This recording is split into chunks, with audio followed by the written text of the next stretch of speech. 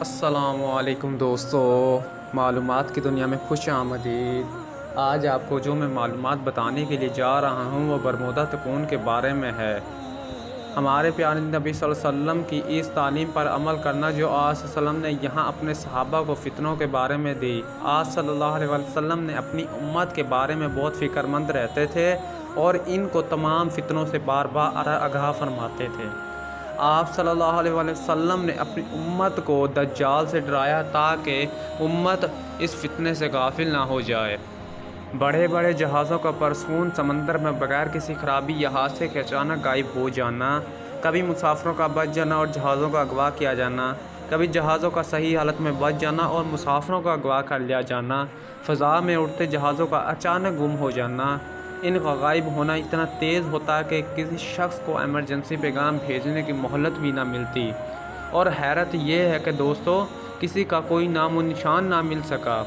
اگرچہ بعض ماہرین کی طرف سے یہ باور کرانے کی کوشش کی جاتی رہی کہ اس جگہ سمندر کے اندر تیز طوفان آتے ہیں جن کی شدت سے یہ جہاز ٹکڑے ٹکڑے ہو جاتے ہیں، لیکن اس تشریح کو انسانی ذہن تسلیم نہیں کر سکتا، کیونکہ جدید ٹیکنالوجی کے اس دور میں انسان نے سمندر کی گہرائیوں میں پہنچ کر تحقیق کی، سمندری جانوروں پر تحقیق کر کے ان کے جسموں سے کیمرے لگا کر ان کی نقل و حرکت پر نظر رکھتے ہیں، تو کیا برمودا تکون میں غائب ہونے والے جہازوں کا ملبہ نہیں ڈھونڈ سکے؟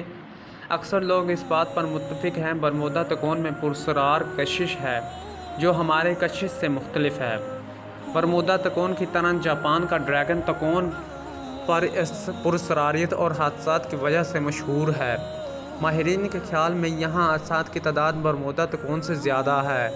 یہاں ایسے جہاز اور آبدوز بھی غائب ہوئے ہیں جن کے اندر خطرناک ایٹمی مواد بھرا ہوا تھا۔ یہ علاقہ بحر الکاہل میں جاپان کے ساحلی شہر یوکوہاما سے فلپائن کے جزیرے گوام تک، اور گوام سے پھر جاپان کے ماریانا جزائر تک، پھر ماریانا سے یوکوہاما تک بنتی ہے۔ کل 300 جزیروں پر مشتمل علاقہ ہے جن میں اکثر غیر آباد۔ اس تکون کا کل رقبہ 11,40,000 مربع کلومیٹر ہے۔ کرسٹوفر کولمبس جب اس علاقے سے گزرا تو اس نے بھی یہاں کچھ عجیب و غریب مشاہدات کیے، مثلاً آگ کے گولوں کا سمندر کے اندر داخل ہونا، اس علاقے میں پہنچ کر کمپاس میں بغیر کسی سبب کے خرابی پیدا ہو جانا وغیرہ۔ برمودا تکون اور شیطان سمندر میں بہت گہرا رابطہ ہے۔ ماہرین کے مطابق بہت سے ایسے شواہد موجود ہیں کہ گمنام طیاروں اور جہازوں کو ایک تکون سے دوسرے تکون کی طرف سفر کرتے ہوئے دیکھا گیا ہے۔ یہ دونوں تکون ایک ہی طول و بلد عرض بلد پر واقع ہیں۔ برمودا کی طرح شیطانی سمندر میں بھی ان تشتریوں کا آنا جانا اور پانی میں داخل ہونے اور نکلنے کے متعدد واقعات موجود ہیں۔ خالی جہاز سمندر میں تیزی سے سفر کرتے نظر آتے ہیں۔ برمودا میں غائب ہونے والے اکثر طیارے، بحری جہاز اور کشتیوں کا تعلق امریکہ اور برطانیہ سے رہا ہے، لیکن حیرت کی بات یہ ہے کہ ان دونوں حکومتوں نے نہ تو کبھی اس معاملے کو سنجیدگی سے لیا اور نہ ہی اپنی پروازوں کو اس علاقے کے اوپر سے گزرنے پر پابندی لگائی ہے۔ دوستوں، بلکہ جتنی بھی تحقیقاتی کمیٹیاں بنی ہیں ان کی رپورٹوں کو شائع نہیں کیا گیا۔ یوں لگتا ہے کہ دنیا کی حکومتوں کو اس کی اجازت نہیں ہے۔ سب کے ہونٹ سلے ہوئے ہیں۔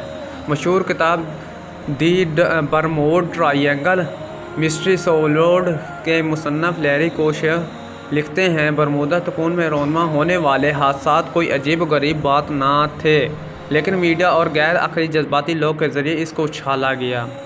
قدامت پسند عیسائیوں کا خیال ہے کہ برمودا تکون جہنم کا دروازہ ہے۔ بعض لوگ کہتے ہیں کہ وہاں پانی بہت گہرا ہے۔ بعض کہتے ہیں کہ برمودا کے سمندر میں پانی کے اندر زلزلے آتے ہیں۔ امریکہ کا ایک فرقہ برمودا کی حقیقت روحانیت سے جوڑتا ہے۔ یہ حقیقت ہے کہ وہاں پانی کے اندر چھوٹی چھوٹی غاریں ہیں۔ مصری محققین محمد عیسیٰ داؤد کے مطابق شیطانی سمندر اور برمودا تکون کا نے دجال کے زیر استعمال ہیں۔ اس نے باقاعدہ قلعے نما محل بنایا ہوا ہے جو تکون کی شکل کا ہے۔ جہاں تک اس نظریے کا تعلق ہے کہ برمودا میں کوئی غیر معمولی بات نہیں، تو اس کا صاف مطلب یہ ہے کہ ایسے لوگ برمودا سے دنیا کی توجہ ہٹانا چاہتے ہیں۔ نظریہ نمبر 1 یعنی برمودا تکون جہنم کا دروازہ ہے، اس پر کسی تبصرے کی ضرورت نہیں ہے۔ برمودا کے اندر موجود خفیہ قوت اتنی جدید ٹیکنالوجی کی مالک ہے کہ ہزاروں کلومیٹر سے کیمروں کی فلم صاف کرنے کی صلاحیت رکھتی ہے۔ ایسٹرن ایئر لائنز کو دوران پرواز شدید جھٹکا لگا اور وہ راستہ بھٹک گیا، لیکن پھر بھی صحیح سلامت زمین پر اتر گیا۔ طیارے کے مسافروں نے دیکھا کہ ان سب کی گھڑیوں کی سوئیاں بند پڑی تھیں۔ یہ ٹھیک وہ وقت تھا جب طیارے کو جھٹکا لگا تھا اور جہت میں چلے جانے کا تصور البرٹ آئنسٹائن نے پیش کیا تھا۔ ہمارے پیارے نبی صلی اللہ علیہ وسلم نے اس جانب اس سے پہلے اشارہ فرمایا، وہ دجال دنیا میں 40 دن رہے گا۔ پہلا دن 1 سال کے برابر، دوسرا دن 1 مہینے کے برابر اور تیسرا دن 1 ہفتے کے برابر ہوگا۔ باقی دن عام دنوں کے برابر ہوں گے۔ پینٹاگون کے ساتھ دجال کا رابطہ۔ دجال پر تحقیق کرنے والے اسرار عالم کہتے ہیں کہ پینٹاگون یہودی تعلیمات کے مطابق دجال کا عبوری عسکری ہیڈ کوارٹر ہے۔ اگر دجال متحرک ہے تو ان یہودی خاندان سے وہ ضرور رابطے میں رہتا ہوگا۔ ان کے بارے میں یہ جانتے چلے گئے کہ افغانستان میں طالبان کی پسپائی کے بعد سب سے پہلے آنے والا یہودی راک فیلر فیملی کا ایک 22 سالہ لڑکا تھا۔ یہ خاندان IMF، ورلڈ بینک، عالمی ادارہ صحت، اقوام متحدہ، جنگی جہاز بنانے والی کمپنیوں، جدید اسلحہ، میزائل، خلائی تحقیقاتی ادارے، ناسا، فلم ساز ادارہ ہالی ووڈ جیسے اداروں کا مالک ہے۔